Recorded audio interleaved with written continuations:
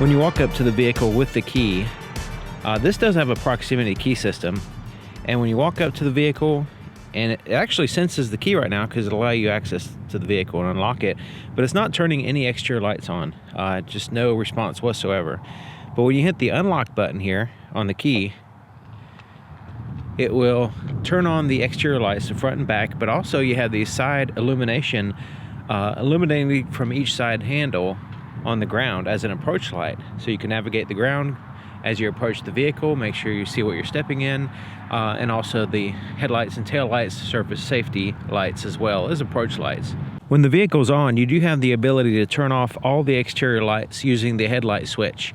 Some vehicles don't allow you to do that. You have to like initiate the parking brake, or sometimes there's just no way of turning all the exterior lights off. But this one you can do that just by simply turning them off on the switch. Now I have the parking lights on, and basically these are the Thor's Hammer daytime running lights in a little bit of a dimmer light here.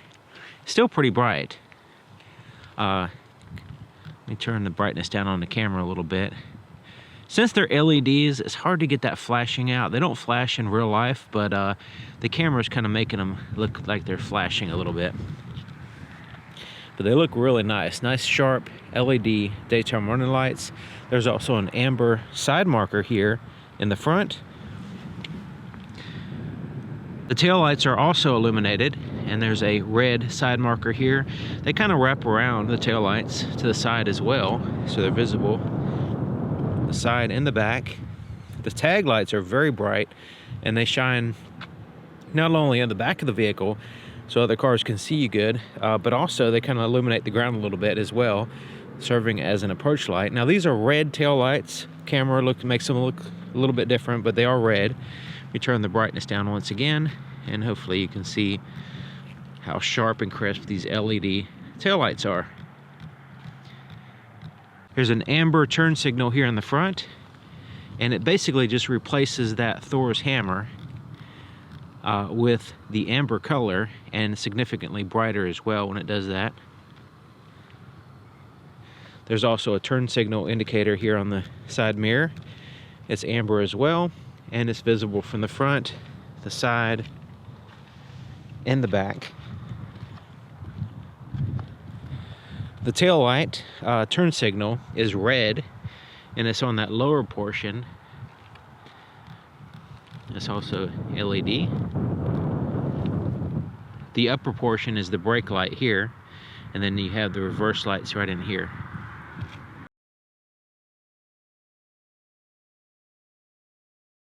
Now the headlights, go ahead and turn those on now. They're an active bending, auto leveling, really nice headlight system. I'll show you what they look like going down the road. But they are a reflector system.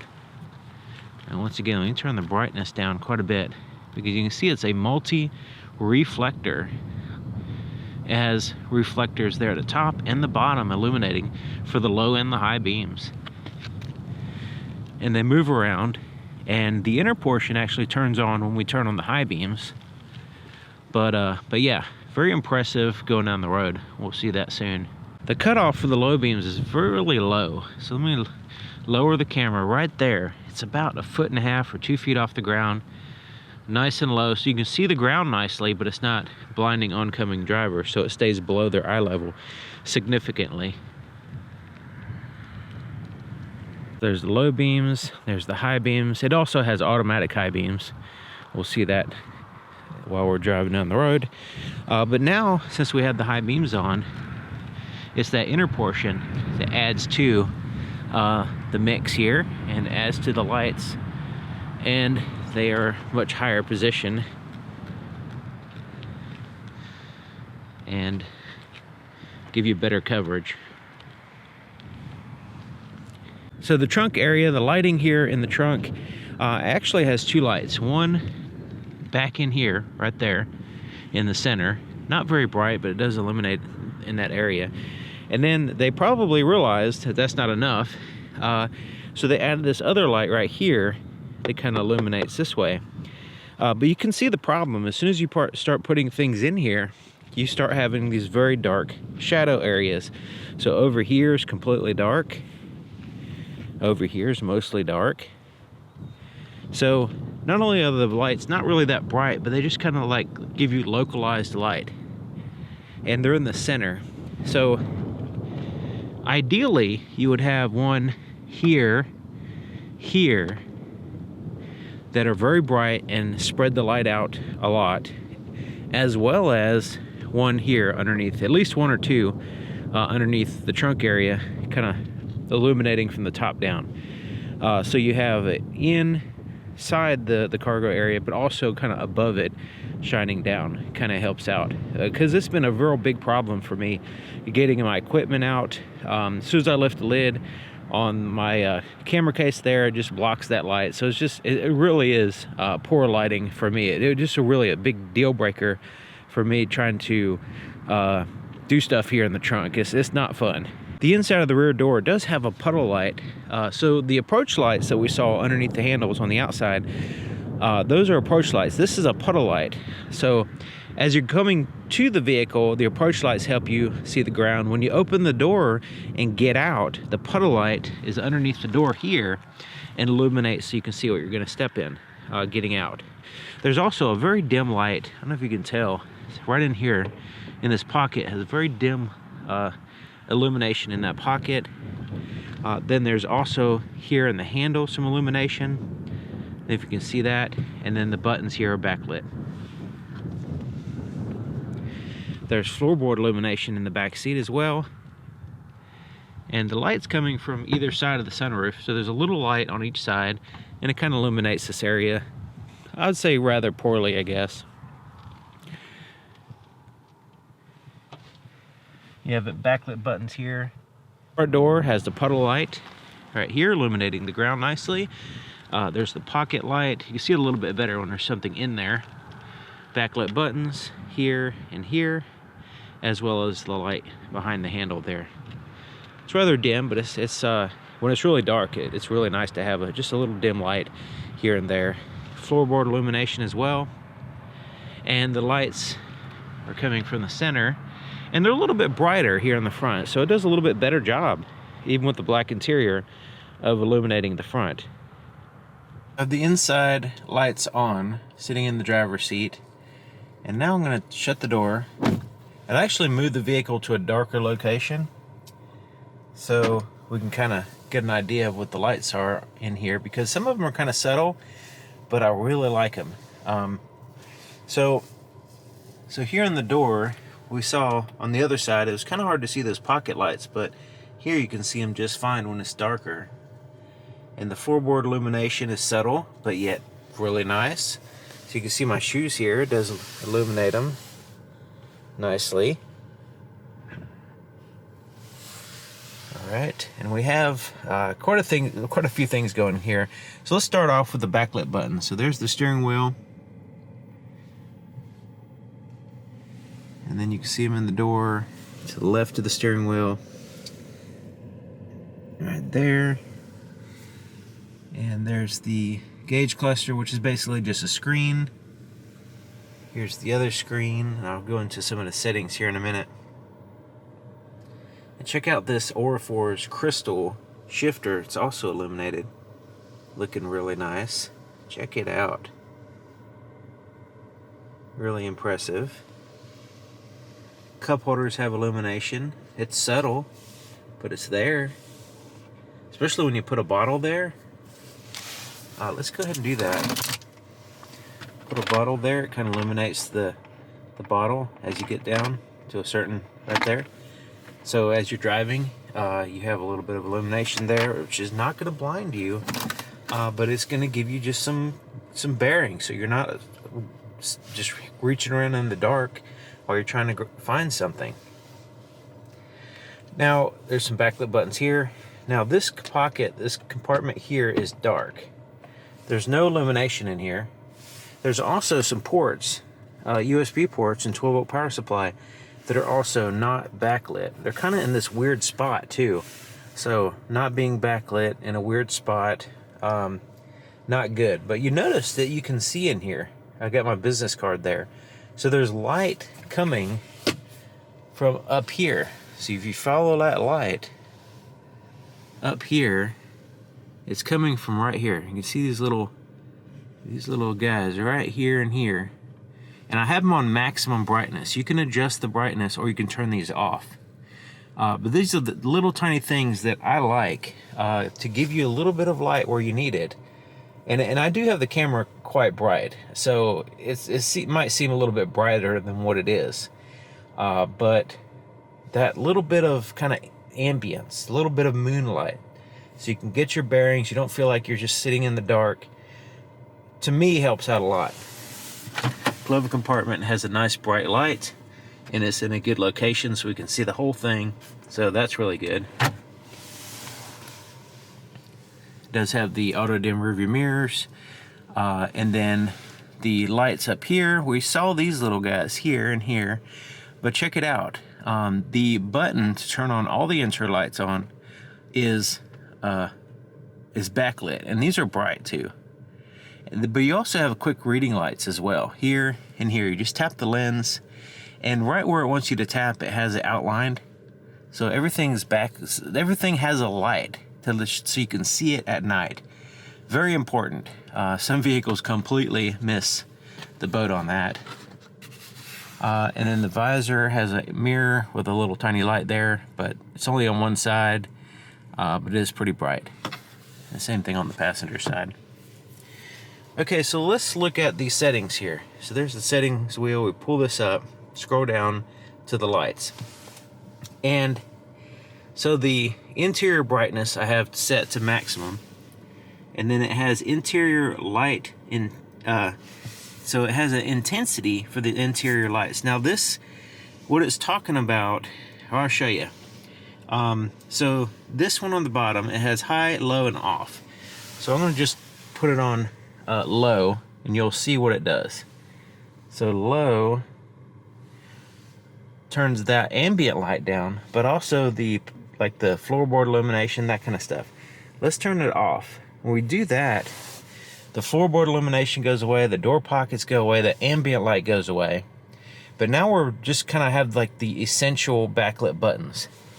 Those are the ones that are adjusted by this top one.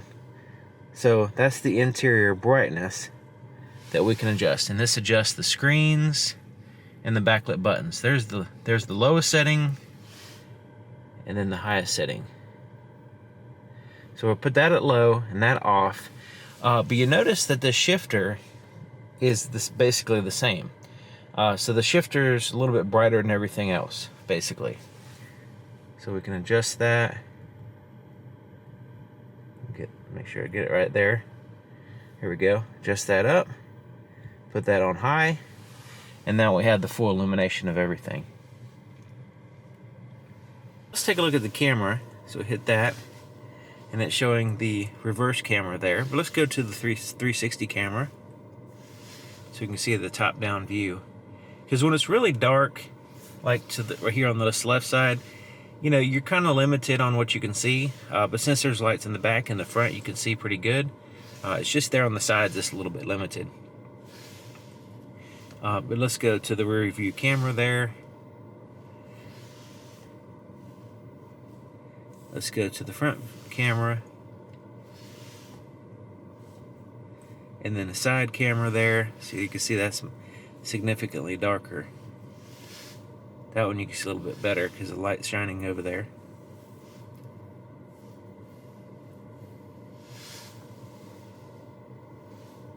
There's the navigation map, which I have it set to the satellite image view, which is pretty cool.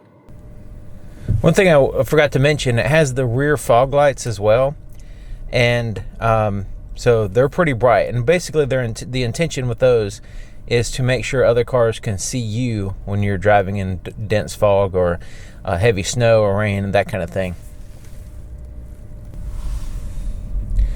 So as you move forward, I don't know if you can see that, the headlights move quite a bit. So as I turn the steering wheel, they will move all over the place.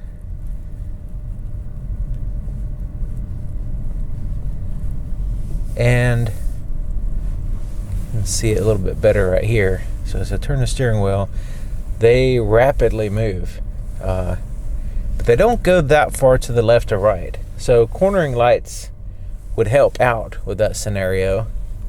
but it does an okay job. Usually these type of systems, they're just a little bit unnecessary to move it, considering you still need corner lights anyway. But you can see the cutoff right there. You see how jagged those lights are across those trees. It's not like a clear cutoff line. So with all those reflector headlights, they don't overlap at close range. At like a close up, you can see how they're kind of patchy. But out on the road, they kind of, since you have a greater distance, they can blend more, they scatter more, the light scatters more, then they do a little bit better job. I have the automatic high beams on right now, so they're just kind of, we'll see how well they work. So that's, if you happen to see the high beams turn on or off randomly, that's because I have them turned on automatic.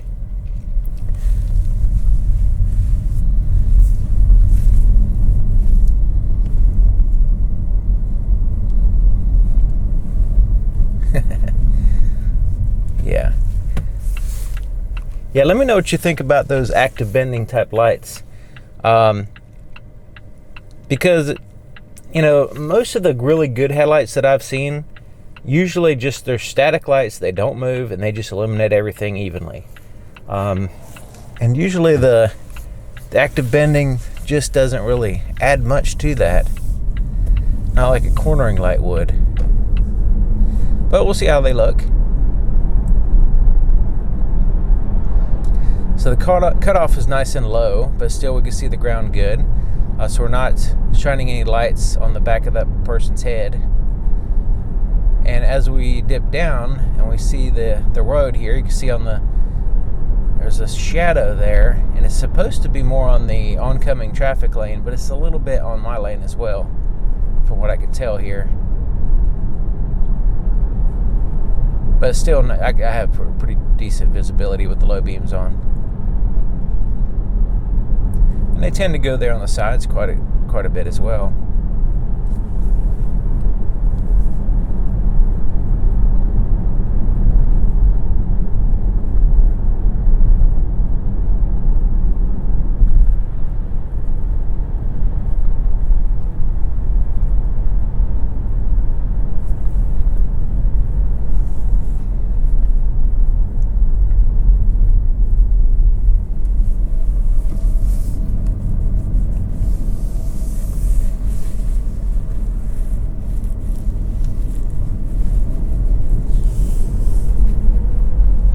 Really like the acceleration this vehicle has, especially when you put it in power mode. It's very impressive. Okay, so here's a dark road, which has a good setback as far as the trees not being too close. And yeah, you see how it's a lot less patchy looking when you're on the open road, and the light is able to, get at its furthest distance. So we can see the trees in the distance. We can see the road fairly evenly compared to before, and the distance is really good. It doesn't fade out.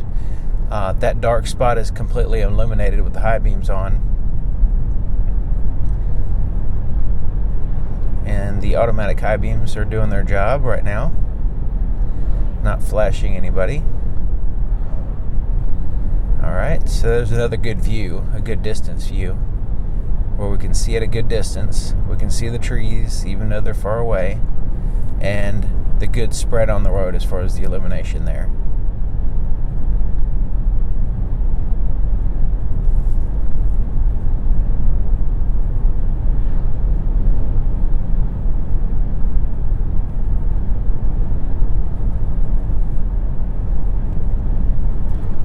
Now I'm all for the auto leveling type system, where it keeps the headlights level, especially when you're like flooring it and stuff. The active bending, no, I just don't see where it's actually adding much here. In my particular case, this is flat, almost completely flat roads, and and everything. So it's something to consider in your situation if they would help you out. They're kind of neat. They're kind of like cool to show your friends and stuff. But as far as like a practical purpose, kind of move the steering wheel a little bit. Yeah, it doesn't seem like they're a thing with the high beams. It's just the low beams. I'm not seeing. Maybe they're more subtle with the high beams. But as I move the steering wheel, I don't really see them moving much.